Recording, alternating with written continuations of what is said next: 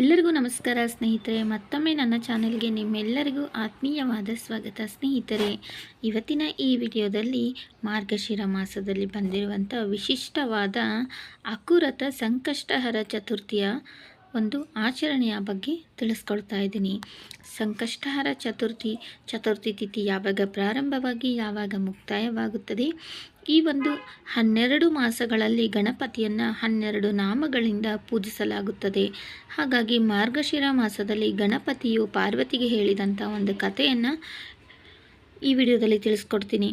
ಅಷ್ಟೇ ಅಲ್ಲದೆ ಚಂದ್ರನಿಗೆ ಯಾವ ರೀತಿ ಅರ್ಘ್ಯವನ್ನು ಕೊಡಬೇಕು, ಗಣಪತಿಗೆ ಯಾವೆಲ್ಲ ಪೂಜಾ ಸಿದ್ಧತೆಗಳಿಗೆ ಯಾವೆಲ್ಲ ವಸ್ತುಗಳನ್ನ ಸಿದ್ಧಪಡಿಸಿ ಇಟ್ಕೊಳ್ಬೇಕು, ಮತ್ತು ಚಂದ್ರೋದಯದ ಸಮಯ ಎಷ್ಟು ಗಂಟೆಗೆ, ಅಷ್ಟೇ ಅಲ್ಲದೆ ಮಕ್ಕಳ ಒಂದು ವಿದ್ಯಾಭ್ಯಾಸದ ಅಭಿವೃದ್ಧಿಗಾಗಿ ಸಣ್ಣದಾಗಿರುವಂಥ ಒಂದು ಸ್ತೋತ್ರವನ್ನು ಸಹ ಇವತ್ತಿನ ಈ ವಿಡಿಯೋದಲ್ಲಿ ಸಂಪೂರ್ಣವಾಗಿ ತಿಳಿಸ್ಕೊಡ್ತಿದ್ದೀನಿ ಸ್ನೇಹಿತರೆ. ವಿಡಿಯೋವನ್ನು ಪೂರ್ತಿಯಾಗಿ ನೋಡಿ.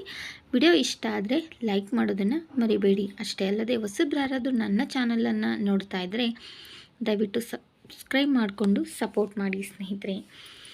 ಮೊದಲಿಗೆ ಈ ಮಾರ್ಗಶಿರ ಮಾಸದಲ್ಲಿ ಬರುವಂಥ ಸಂಕಷ್ಟಹರ ಚತುರ್ಥಿಯ ತಿಥಿ ಯಾವಾಗ ಪ್ರಾರಂಭವಾಗಿ ಯಾವಾಗ ಮುಕ್ತಾಯ ಆಗುತ್ತದೆ ಅನ್ನೋದಾದರೆ, ಸಂಕಷ್ಟಹರ ಚತುರ್ಥಿಯು ಡಿಸೆಂಬರ್ 18ನೇ ತಾರೀಕು ಬೆಳಗ್ಗೆ 10 ಗಂಟೆ 6 ನಿಮಿಷಕ್ಕೆ ಈ ಚತುರ್ಥಿ ತಿಥಿ ಪ್ರಾರಂಭವಾಗಿ ಡಿಸೆಂಬರ್ 19ನೇ ತಾರೀಕು ಬೆಳಗ್ಗೆ 10 ಗಂಟೆ 2 ನಿಮಿಷಕ್ಕೆ ಮುಕ್ತಾಯವಾಗುತ್ತದೆ. ಅಷ್ಟೇ ಅಲ್ಲದೆ ಈ ಚಂದ್ರೋದಯ ಅಂದರೆ ರಾತ್ರಿ ಸಮಯದಲ್ಲಿ ಚಂದ್ರೋದಯ ಆಗೋದು 8 ಗಂಟೆ 10 ನಿಮಿಷಕ್ಕೆ ಸ್ನೇಹಿತರೆ.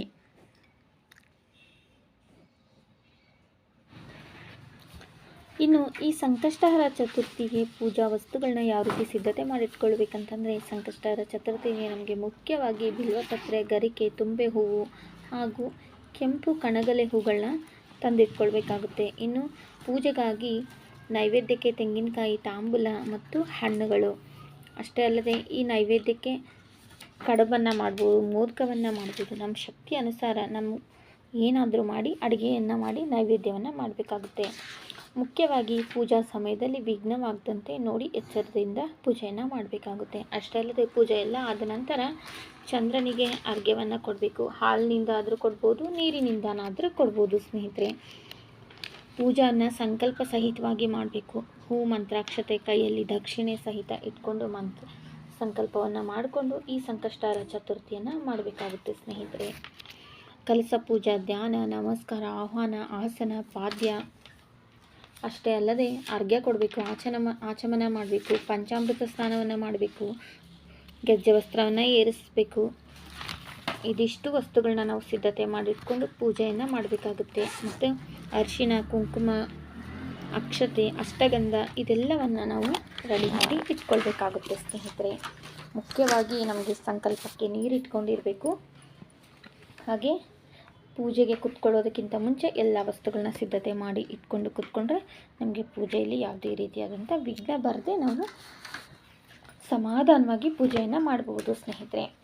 ಈಗ ಈ ಮಾರ್ಗಶಿರ ಮಾಸದಲ್ಲಿ ಗಣಪತಿಯು ಪಾರ್ವತಿಗೆ ತಿಳಿಸ್ಕೊಟ್ಟಂಥ ಕಥೆಯನ್ನು ತಿಳಿಸ್ಕೊಡ್ತೀನಿ ಸ್ನೇಹಿತರೆ. ನಾಳೆ ಎಲ್ಲರೂ ತಪ್ಪದೆ ಈ ಕಥೆಯನ್ನು ಕೇಳೋದಕ್ಕಿಂತ ಮುಂಚೆ ಸಂಕಷ್ಟಹರ ಚತುರ್ಥಿಯ ಪೂರ್ವ ಕಥೆಯನ್ನು ನಾನು ಹಿಂದಿನ ವಿಡಿಯೋದಲ್ಲಿ ತಿಳಿಸಿದ್ದೀನಿ ಸ್ನೇಹಿತರೆ. ಆ ವಿಡಿಯೋನ ನೋಡಿ ಗೊತ್ತಾಗುತ್ತೆ ನಿಮಗೆ. ಅದ್ರ ಲಿಂಕನ್ನು ಬೇಕಾದರೆ ನಾನು ಕೊಟ್ಟಿರ್ತೀನಿ.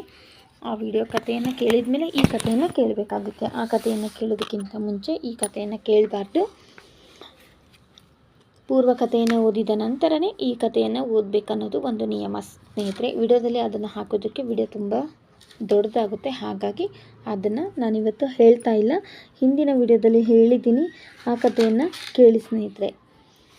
ಈಗ ಮಾರ್ಗಶಿರ ಮಾಸದಲ್ಲಿ ಗಣಪತಿಯನ್ನು ಈ ಮಾಸದಲ್ಲಿ ನಾವು ಅಕುರತ ಮಹಾಗಣಪತಿ ಅಂತ ಪೂಜೆಯನ್ನು ಮಾಡ್ತೀವಿ. ಶಿವಪುತ್ರನಾದ ಗಣಪತಿಯು ಪಾರ್ವತಿ ದೇವಿಗೆ ಹೇಳುತ್ತಾನೆ, ಜನನಿಯೇ, ಮಾರ್ಗಶಿರ ಮಾಸದಲ್ಲಿ ನನ್ನನ್ನು ಅಕುರತ ಮಹಾಗಣಪತಿ ಎಂಬ ಹೆಸರಿನಲ್ಲಿ ದುರ್ಗಾಪೀಠದಲ್ಲಿ ಆಹ್ವಾನಿಸಿ ನೈವೇದ್ಯಕ್ಕೆ ಶಕ್ತಿ ಅನುಸಾರ ಕಡುಬು, ಆಂಬೊಡೆ, ಪಂಚಕಜ್ಜಾಯಗಳನ್ನು ಇಟ್ಟು ಪೂಜಿಸಿದ್ದಲ್ಲಿ ಸಕಲ ವಾಮಾಚಾರ ಪ್ರಯೋಗ, ಅಭಿಚಾರ ಪ್ರಯೋಗ, ಬ್ರಾಹ್ಮಣನ ಶಾಪಗಳು ನಿವಾರಿಸುವೆ. ಈ ಕುರಿತಾದ ಕೃತಯುಗದಲ್ಲಿ ನಡೆದ ಸತ್ಯ ಕಥೆಯೊಂದನ್ನು ಹೇಳುತ್ತೇನೆ ತಾಯಿ, ಕೇಳುವಂತಳಾಗು ಎಂದು ಗಣಪತಿಯು ಕಥೆಯನ್ನು ಹೇಳ್ತಾನೆ. ಹಿಂದೆ ಕೃತಯುಗದಲ್ಲಿ ಮಹಾವಿಷ್ಣುವು ರಾಮ ಅವತಾರ ತಾಳಿದನು. ಹಾಗೆಯೇ ಮಹಾಲಕ್ಷ್ಮೀ ದೇವಿಯು ಸೀತಾದೇವಿಯಾಗಿ ಜನಿಸಿದಳು. ರಾಮನ ತಂದೆ ದಶರಥನಿಗೆ ದುರ್ದೈವದಿಂದ ಬ್ರಾಹ್ಮಣನ ಶಾಪ ಪ್ರಾಪ್ತವಾಯಿತು. ಪುತ್ರ ಶೋಕ ಅನುಭವಿಸಿದೆ ಈ ಶಾಪವಾಗಿತ್ತು. ತತ್ಪರಿಣಾಮವಾಗಿ ರಾಮನು ಕೈಕೆಯ ಕುತಂತ್ರದಿಂದ ದಶರಥನನ್ನು ಅಗಲಿ ಅರಣ್ಯವಾಸ ಮಾಡಬೇಕಾಯಿತು. ಅಲ್ಲಿ ಲೋಕಕಂಟಕನಾದ ರಾವಣನು ಸೀತಾಮಾತೆಯನ್ನು ಮೋಹಿಸಿ ಅಧರ್ಮಕ್ಕೆ ತಲೆಬಾಗಿ ಆಕೆಯನ್ನು ಅಪಹರಣ ಮಾಡಿದನು. ಪತ್ನಿ ವಿಯೋಗದಿಂದ ತತ್ತರಿಸಿದ ಶ್ರೀರಾಮನಿಗೆ ಜಟಾಯು ಎಂಬ ಪಕ್ಷಿ ರಾಜನು ನಡೆದ ಸಂಗತಿಗಳನ್ನೆಲ್ಲ ತಿಳಿಸಿ ಪ್ರಾಣತ್ಯಾಗ ಮಾಡಿದನು. ಆಗ ಆ ದೀರ್ಘ ಸಮುದ್ರದಾಚೆ ಇರುವ ಲಂಕಾಪಟ್ಟಣದಲ್ಲಿ ರಾವಣನ ವಶದಲ್ಲಿ ಸೀತಾಮಾತೆಯು ಇರುವ ವಿಷಯ ತಿಳಿದು ಬಂದಿತು. ಹಾಗೆಯೇ ಆ ದೀರ್ಘ ಸಮುದ್ರವನ್ನು ಲಂಘನ ಮಾಡುವವರು ಯಾರು, ಅಲ್ಲಿನ ವರ್ತಮಾನ ತಿಳಿಯುವುದು ಹೇಗೆ ಎಂದು ಶ್ರೀರಾಮಚಂದ್ರನು ಚಿಂತಾಕ್ರಾಂತನಾದನು. ತಾಯಿ, ಆಗ ದೈವ ಸಂಕಲ್ಪದಂತೆ ಆಂಜನೇಯನಿಗೆ ಶ್ರೀರಾಮನ ದರ್ಶನವಾಯಿತು. ಆಗ ಸಂಪಾತಿಯು ಆಂಜನೇಯನೇ ಈ ಮಹಾಸಮುದ್ರವನ್ನು ದಾಟಬಲ್ಲ ಎಂದು ಹೇಳಲು ಆಂಜನೇಯನು ತನ್ನಿಂದ ಈ ಕಾರ್ಯ ನೆರವೇರುವುದೇ ಎಂದು ಕೇಳಲು, ಗೆಳೆಯ ಆಂಜನೇಯನೇ, ಸಂಕಷ್ಟನಾದ ಶ್ರೀ ಸಂಕಷ್ಟಹರ ಚತುರ್ಥಿ ಎಂಬ ಗಣಪತಿಯ ಚೌತಿ ರಥವಿದೆ. ಅದನ್ನು ನೀನು ಮಾಡಿದ್ದಲ್ಲಿ ನಿನ್ನ ತೊಡಗುವ ಕಾರ್ಯದಲ್ಲಿ ಜಯ ಸಾಧಿಸುವೆ ಎಂದನು. ಆಗ ಆಂಜನೇಯನು ಭಕ್ತಿಯಿಂದ ಈ ಚೌತಿ ರಥವನ್ನು ಮಾಡಿದನು. ನಂತರ ಸ್ವಾಮಿಯು ಅವನಿಗೆ ಪ್ರಸನ್ನನಾಗಿ ನಿನ್ನ ಮನೋಕಾಮನೆ ಸಿದ್ಧಿಸಲಿ ಎಂದು ಅಭಯಹಸ್ತವನ್ನು ನೀಡಿದನು.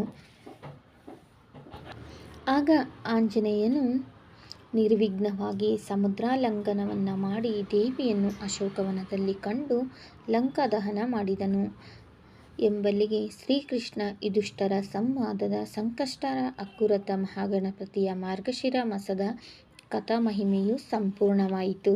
ಇದಿಷ್ಟು ಮಾರ್ಗಶಿರ ಮಾಸದ ಒಂದು ಸಂಕಷ್ಟಹರ ಗಣಪತಿಯ ಕಥೆ ಸ್ನೇಹಿತರೆ. ಈ ಕಥೆಯನ್ನು ಕೇಳೋದಕ್ಕಿಂತ ಮುಂಚೆ ಸಂಕಷ್ಟಹರ ಗಣಪತಿ ರಥಕಥೆಯ ಒಂದು ಕಥೆಯನ್ನು, ಪೂರ್ವದ ಕಥೆಯನ್ನು ಕೇಳಬೇಕು. ಆ ಕಥೆಯನ್ನು ಕೇಳಿದ ಮೇಲೆ ಮಾತ್ರ ಈ ಕಥೆಯನ್ನು ಕೇಳಬೇಕನ್ನೋದು ಒಂದು ನಿಯಮ ಸ್ನೇಹಿತರೆ. ಆ ಕಥೆಯನ್ನು ಕೇಳಿ ಈ ಕಥೆಯನ್ನು ಕೇಳಿದರೆ ಅವತ್ತು ನಾವು ಮಾಡಿದಂಥ ಸಂಕಷ್ಟಹರ ಚತುರ್ಥಿಯ ಪೂರ್ಣ ಫಲ ನಮಗೆ ಸಿಗುತ್ತದೆ ಅನ್ನೋದು ಒಂದು ನಂಬಿಕೆ ಸ್ನೇಹಿತರೆ. ಅಷ್ಟೇ ಅಲ್ಲದೆ ಈ ಧನುರ್ಮಾಸದಲ್ಲಿ ಬಂದಿರುವ ಸಂಕಷ್ಟಹರ ಚತುರ್ಥಿಯು ತುಂಬಾ ವಿಶೇಷವಾದ ಫಲಗಳನ್ನ ತಂದುಕೊಡುತ್ತೆ. ಅಷ್ಟೇ ಅಲ್ಲದೆ ಮಕ್ಕಳ ವಿದ್ಯಾಭ್ಯಾಸಕ್ಕಾಗಿ ಅತಿ ಸುಲಭವಾಗಿ ಹೇಳಬಹುದಾದಂಥ ಒಂದು ಮಂತ್ರ ಅಂತಂದರೆ ಗಣಪತಿದು ಓಂ ಗಂ ಗಣಪತಿಯೇ ನಮಃ. ಈ ಒಂದು ಮಂತ್ರವನ್ನು 11 ಸರ್ತಿ, 108 ಸರ್ತಿ, 121 ಸರ್ತಿ ಈ ರೀತಿಯಾಗಿ ನಾಳೆ ಪಠಿಸೋದ್ರಿಂದ ಮಕ್ಕಳ ವಿದ್ಯಾಭ್ಯಾಸದಲ್ಲಿ ಇರುವಂಥ ಎಲ್ಲ ರೀತಿಯ ಅಡೆತಡೆಗಳು ನಿವಾರಣೆ ಆಗುತ್ತದೆ ಅನ್ನೋದು ಒಂದು ನಂಬಿಕೆ ಸ್ನೇಹಿತರೆ. ತಿಳ್ಕೊಂಡ್ರಲ್ಲ ಸ್ನೇಹಿತರೆ, ಈ ಗಣಪತಿ ಸಂಕಷ್ಟಹರ ಚತುರ್ಥಿಯ ಕಥೆ ಏನು ಮತ್ತು ಸಂಕಷ್ಟಹರ ಚತುರ್ಥಿಯ ತಿಥಿ ಯಾವಾಗ ಪ್ರಾರಂಭವಾಗಿ ಯಾವಾಗ ಮುಕ್ತಾಯವಾಗುತ್ತದೆ ಎಲ್ಲವನ್ನು ಸಂಪೂರ್ಣವಾಗಿ ತಿಳಿಸ್ಕೊಟ್ಟಿದ್ದೀನಿ. ಅಷ್ಟೇ ಅಲ್ಲದೆ ಗಣಪತಿ ಪೂಜೆಗೆ ನಾವು ಯಾವೆಲ್ಲ ವಸ್ತುಗಳನ್ನ ಸಿದ್ಧತೆ ಮಾಡಿ ಇಟ್ಕೊಳ್ಬೇಕು ಅನ್ನೋದನ್ನು ಸಹ ತಿಳಿಸ್ಕೊಟ್ಟಿದ್ದೀನಿ ಸ್ನೇಹಿತರೆ. ಈ ವಿಡಿಯೋ ನಿಮ್ಗೆ ಏನಾದರೂ ಸ್ವಲ್ಪನಾದರೂ ಇಷ್ಟ ಆಗಿದ್ದು ಈ ವಿಡಿಯೋಗೆ ಒಂದು ಲೈಕ್ ಮಾಡೋದನ್ನು ಮರಿಬೇಡಿ. ಹಾಗೆ ಹೊಸಬ್ರು ಯಾರಾದರೂ ನನ್ನ ಚಾನಲನ್ನು ನೋಡ್ತಾ ಇದ್ದರೆ ಪ್ಲೀಸ್ ದಯವಿಟ್ಟು ಸಬ್ಸ್ಕ್ರೈಬ್ ಮಾಡಿಕೊಂಡು ಸಪೋರ್ಟ್ ಮಾಡಿ. ಮತ್ತೊಂದು ಒಳ್ಳೆಯ ಮಾಹಿತಿಯೊಂದಿಗೆ ಮತ್ತೆ ಸಿಗ್ತೀನಿ ಸ್ನೇಹಿತರೆ. ವಿಡಿಯೋ ನೋಡಿದ್ದಕ್ಕೆ ಎಲ್ರಿಗೂ ತುಂಬ ಹೃದಯದ ಧನ್ಯವಾದಗಳು.